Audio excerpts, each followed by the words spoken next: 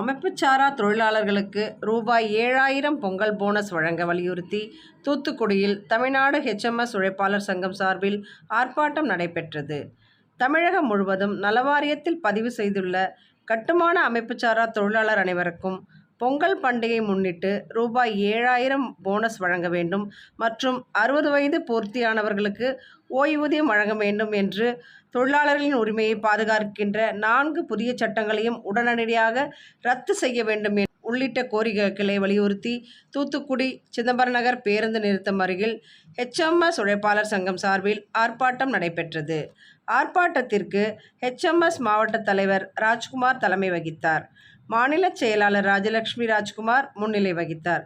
மாநில துணைத் தலைவரும் தூத்துக்குடி துறைமுக சபை உறுப்பினருமான துறைமுகம் Sathya, Thoothukudi port united general workers union பொதுச் செயலாளர் ஜான் கென்னடி, தமிழ்நாடு மின்வாரிய தொழிலாளர் பொறியாளர் ஐக்கிய சங்கம் வட்டத் தலைவர் வினோத், தெற்கு ரயில்வே மசூர் யூனியன் கிளை பொறுப்பாளர் காந்திசேகர், நெல்லை மாவட்ட துணைத் தலைவர் ஷாஜகான், தூத்துக்குடி மாவட்ட துணைத் தலைவர் ராதா, வட்டச் செயலாளர் சேர்மராஜ், வட்டத் தலைவர் அழகுவிஜி SRMU, சட்ட ஆலோசகர் மணிகண்டராஜா, மாவட்ட இணைச் செயலாளர்கள் ஜாகிர் ஹுசேன், சாதிக் பாஷா, தொகுதிச் செயலாளர்கள் மணிகண்டன், ராஜேஷ், இசக்கிமுத்து, ஜெயக்குமார், மகளிரணி இணைச் செயலாளர்கள் சந்திரமணி, மாலதி, மாவட்ட மகளிரணி துணைச் செயலாளர்கள் மரிய நிவ்யா, விஜினிமல், நவஸ்ரீ அனுஷ், அமுதா செல்வி, பூர்ணிகா அஸ்வினி, மாவட்ட இளைஞர் அணி ஹர்ஷவர்தன், ஜேசுராஜ், செந்தில்குமார், சுப்புராஜ், பிரசன்னா உட்பட பலர் கலந்து கொண்டனர். வணக்கம்.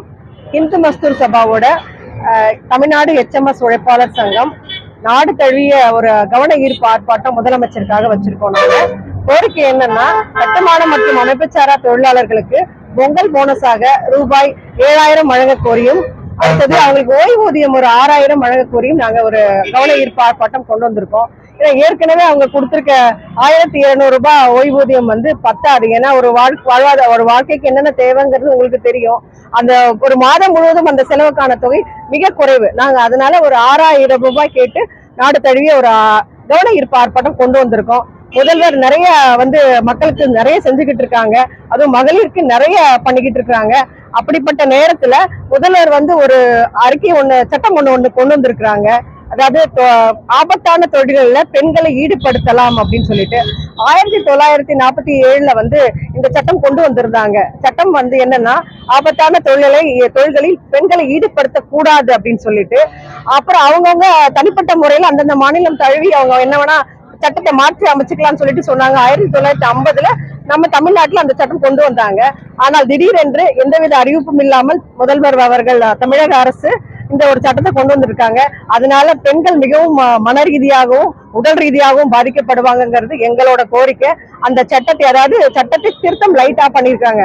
அதாவது மகளிர் ஆபத்தான தொழிலில் ஈடுபடுத்தக்கூடாது அப்படின்னு பொதுவா சொல்லாம கர்ப்பிணி பெண்களை தவிரங்கிறத ஒண்ணு கொண்டு வந்திருக்காங்க. ஆனா கர்ப்பிணி பெண்கள் தவிரங்கிறது மற்ற பெண்களும் உள ரீதியாகவும் மன ரீதியாகவும் பாதிக்கப்படுவாங்க. ஏன்னா நிறைய தொழில்கள், கஷ்டமான தொழில்கள் இருக்கு. அதை கொஞ்சம் அதை மாற்றணும் அப்படிங்கறது நாங்க கொடுத்திருக்கோம். இன்னொன்னு, நம்ம ஒன்றிய அரசு 44 தொழில் சட்டங்களை 4 தொழிலாளர் சட்டங்களை சுருக்கிட்டாங்க. இதுக்கு நாங்க மிகப்பெரிய ஆர்ப்பாட்டம் இன்னும் முடிகிற வரைக்கும் நாங்க போராட்டம் செய்வோம் கண்டிப்பான முறையில. ஏன்னா இதனால தொழிலாளர்கள் நலன், உரிமை அத்தனையும் பாதிக்கப்படுது. கார்பரேட்களுக்கு கைக்கூலியாக இந்த சட்டம் அமைந்திருக்கிறது. அந்த சட்டத்தை எதிர்த்து மிகப்பெரிய போராட்டம் இன்று வரை நடத்தி கொண்டிருக்கிறோம், இனிமேலும் நடத்துவோம். நமது தமிழ்நாடு இந்த தமிழக அரசு இந்த சட்டத்தை எதிராக புறக்கணிக்க வேண்டும் என்று தாழ்மையுடன் முதல்வருக்கு தமிழ்நாடு HMS உழைப்பாளர் சங்கம் இன்வெஸ்டர் சபாவின் சார்பில் கோரிக்கை வைக்கின்றோம். நன்றி.